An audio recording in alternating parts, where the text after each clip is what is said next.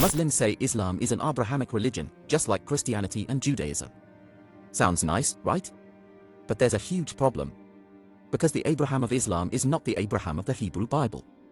Let me put it this way. Imagine your grandfather just passed away. Your whole family has known him for generations. You have photos, letters, and stories passed down for centuries.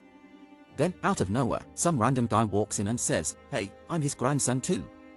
But here's the kicker, he starts telling stories about your grandfather, except they don't match anything you know. According to him, your grandfather lived in a completely different country, had a different family, and did things you know never happened.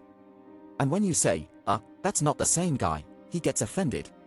See the problem? This is exactly what Islam does with Abraham. Christianity and Judaism may have disagreements, but they both believe in the same Abraham, the Abraham of the Hebrew Bible. The one who made a covenant with God through Isaac. The one whose descendants led to Israel and, ultimately, to Jesus Christ. But then, over 1,000 years after the last book of the Hebrew Bible, or the Old Testament, Muhammad comes along and says, no, you got it all wrong. Abraham actually built the Kaaba in Mecca. His covenant was with Ishmael. Oh, really? Where's the evidence? No Jewish, no Christian, no historical sources ever mention Abraham going to Mecca. Not once. Not even a little. And it gets worse. According to the Bible, Abraham's father was Terah. But Islam says his father's name was Azor. That's not a typo, it's a completely different name. So Islam doesn't even get Abraham's dad's name right. Now imagine that guy at your grandfather's funeral, not only telling the wrong stories but also calling your grandfather's father by the wrong name. Would you believe him? No, right? Then why believe Islam's version of Abraham?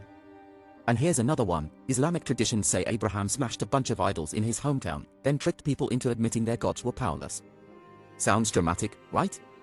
One little tiny problem, that story isn't in the Hebrew Bible. Judaism and Christianity never recorded that. It's an Islamic myth made up centuries later. So, is Islam really an Abrahamic religion? Well, if I steal your grandfather's name, rewrite his life, and call myself his grandson, does that make me part of your family? Yeah, I didn't think so.